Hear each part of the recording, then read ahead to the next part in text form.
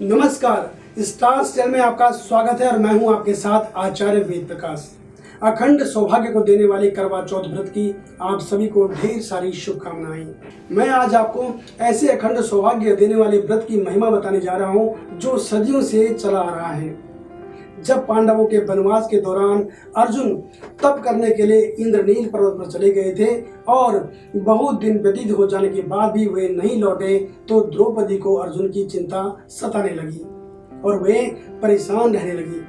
तभी उनकी चिंता के भाव को भगवान श्री कृष्ण ने स्वयं परख लिया और द्रौपदी के श्री मुख से चिंता का कारण सुनकर करवा चौथ व्रत करने का विधान बताया। द्रौपदी द्वारा व्रत करने और व्रत के फलस्वरूप अर्जुन सकुशल पर्वत पर तपस्या पूरी करके शीघ्र लौट आए थे। ऐसे ही जब भी किसी सुहागिन को अखंड सौभाग्यवती का आशीर्वाद मिलता है तो यूं लगता है कि मानो किसी ने आंचल में सारी दुनिया की दौलत डाल दी हो। कार्तिक माह की कृष्ण पक्ष चंद्रोदय व्यापिनी चतुर्थी के दिन किया जाने वाला यह करक चतुर्थी व्रत अखंड सौभाग्य की कामना के लिए समस्त सौभाग्यवती स्त्रियों को करना चाहिए। मैं अब इसकी पूजन विधि आपको बताता हूँ। संपूर्ण पूजन सामग्री को एकत्रित करके प्रातः काल स्नान आदि करके स्वच्छ कपड़े पहनकर पूर्ण श्रृंगार कर लें। इस अवसर पर श्री गणेश जी और करवा अर्थात मिट्टी के कलश की पूजा आराधना कर उसके साथ भगवान शिव और मां पार्वती की पूजा करें, क्योंकि माता पार्वती ने भी कठिन तपस्या करके भगवान शिव को प्राप्त कर अखंड सौभाग्य प्राप्त किया था। इसीलिए शिव पार्वती की पूजा की जाती है। सायंकाल से पहले सभी सौभाग्यवती स्त्रियां एकत्रित होकर करवा चौथ की कथा का श्रवण करती हैं। करवा चौथ के दिन चंद्रमा की पूजा का धार्मिक और ज्योतिषीय दोनों ही दृष्टि से महत्व है। रात्रि में चंद्रमा निकलने के बाद छलनी की ओट से देखते हुए चंद्रमा को अर्घ्य दें। इसके बाद पति से आशीर्वाद लें। पूजन के पश्चात सभी बड़े बुजुर्गों से आशीर्वाद लें और पति को भोजन कराएं और स्वयं भी भोजन करें। अब मैं एक लघु कथा करवा चौथ से जुड़ी हुई आपको सुनाता हूँ। इस पर्व को लेकर कई कथाएं प्रचलित हैं। उनमें से एक कथा ये है कि बहुत समय पहले की बात है।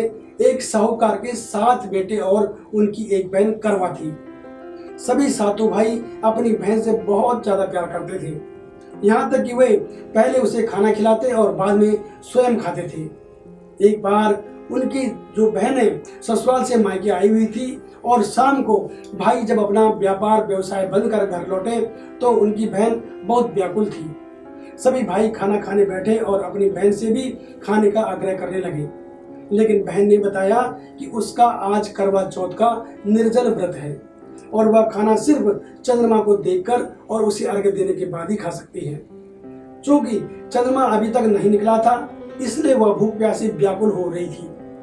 सबसे छोटे भाई को अपनी बहन की ये जो हालत थी देखी नहीं गई और वह दूर पीपल के पेड़ पर एक दीपक जलाकर जो छलनी की जो ओट होती है उसमें रख के आ गया। दूर से देखकर वह ऐसा प्रतीत होता था कि जैसे चतुर्थी का चांद उदित हो रहा हो। इसके बाद भाई ने अपनी बहन को बताया कि चांद निकल आया है, तुम उसे अर्घ्य देने के बाद भोजन कर सकती हो। बहन खुशी के मारे सीढ़ियों पर चढ़कर चांद को देखती है, उसे अर्घ्य देकर खाना खाने बैठ जाती है। वह पहला टुकड़ा मुंह में डालती है तो उसे छींक आ जाती है और जैसे ही दूसरा टुकड़ा मुंह में डालती है उसमें बाल निकल आता है और जैसे ही तीसरा टुकड़ा मुंह में डालने की कोशिश करती है तो उसके पति की मृत्यु का समाचार उसे मिलता है और वो बौखला जाती है और बहुत परेशान हो जाती है। उसकी भाभी उसे सच्चाई से अवगत कराती है कि उसके साथ ऐसा क्यों हुआ है। करवा चौथ का व्रत गलत तरीके से टूटने के कारण देवता उससे नाराज हो गए और उन्होंने ऐसा किया है। सच्चाई जानने के बाद करवा निश्चय करती है कि वह अपने पति का अंतिम संस्कार नहीं होने देगी और अपने सतीत्व से उन्हें पुनर्जीवित दिलाकर रहेगी। जब वो मन में ऐसा विचार करती है कि उसे पुनर्जीवन दिलाएगी, वह पूरे 1 साल तक अपने पति के सबके पास बैठी रहती है, उसकी देखभाल करती है। उसके ऊपर उगने वाली सुईनुमा घास को वह एकत्रित करती जाती है। 1 साल बाद फिर करवा चौथ का दिन आता है। उसकी सभी भाभियां करवा चौथ का व्रत रखती हैं। जब भाभियां उससे आशीर्वाद लेने आती हैं तो वह प्रत्येक भाभी से यम सुई लो पी सुई दे दो, मुझे भी अपनी जैसी सुहागिन बना दो, ऐसा आग्रह करती है। लेकिन हर बार भाभी उसे अगली भाभी के पास जाने के लिए कह देती है। इस प्रकार जब छठे नंबर की भाभी आती है तो करवा उससे भी यही दोहराती है। यह भाभी उसे बताती है कि चूंकि सबसे छोटे भाई की वजह से उसका व्रत टूटा था, अतः उसकी पत्नी में ही शक्ति है कि वह तुम्हारे पति को दोबारा जीवित कर सकती है। इसलिए जब वह आए तो तुम उसे पकड़ लेना और जब तक वह तुम्हारे पति को जिंदा न कर दे उन्हें नहीं छोड़ना। ऐसा कह के वह चली जाती है। सबसे अंत में छोटी भाभी आती है। करवा उनसे भी सुहागिन बनने का आग्रह करती है, लेकिन वह टाल मटोली करने लगती है। उसे देख करवा उन्हें जोर से पकड़ लेती है और अपने सुहाग को जिंदा करने के लिए कहती है।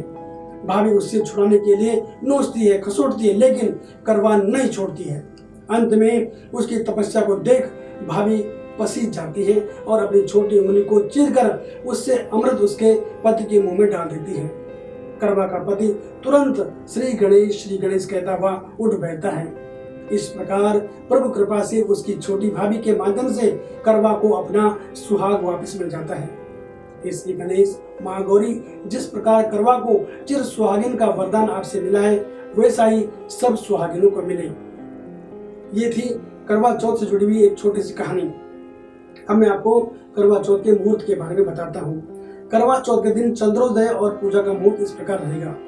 करवा चौथ पूजा मुहूर्त शाम 5:36 से 6:54 तक, कुल अवधि 1 घंटा 18 मिनट। करवा चौथ व्रत समय प्रातः 6:33 से शाम को 8:15 तक, कुल अवधि 13 घंटे 42 मिनट। करवा चौथ के दिन चंद्रोदय का समय रहेगा शाम को 8:15। चतुर्थी तिथि प्रारंभ होगी 31 अक्टूबर 2023 को रात्रि 9:30 पर और चतुर्थी तिथि समाप्त होगी 1 नवंबर 2023 को रात्रि 9:19 पर। तो मैंने आपको बताया करवा चौथ व्रत से जुड़ी हुई कहानी और पूजा का मुहूर्त। एक नए वीडियो में नई जानकारी के साथ मैं पुनः हाजिर होता हूँ। तब तक बने रहें हमारे साथ और देखते रहें स्टार स्टाइल। नमस्कार।